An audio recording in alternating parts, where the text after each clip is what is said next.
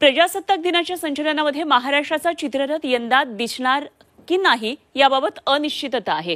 कारण यंदा 15 राज्य आणि केंद्रशासित राज्यांचे चित्ररथ निवडण्यात आलेले आहेत। मात्र प्रजासत्ताक दिनी महाराष्ट्राचा चित्ररथ नाही अशी सध्याची तरी बातमी आहे।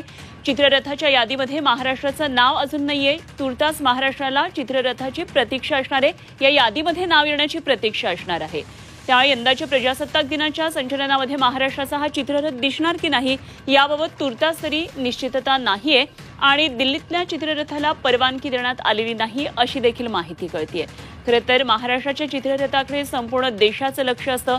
नेहमीच अत्यंत क्रिएटिव्ह अशा संकल्पनेतून साकारलेला हा चित्ररथ असतो आणि म्हणूनच जेव्हा ही स्पर्धा आयोजित केली जाते त्यामध्ये महाराष्ट्राच्या चित्ररथाला अनेकदा प्रथम क्रमांक मिळाल्याचं आपण पाहिलेलं आहे। मात्र यंदा तरी अजूनही या चित्ररथांच्या यादीमध्ये प्रजासत्ताक दिनाच्या दिवशी जे चित्ररथ राजपथावर कर्तव्यपथावर येत असतात त्यामध्ये अजून तरी महाराष्ट्राच्या चित्ररथाचं नाव आलेलं नाहीये।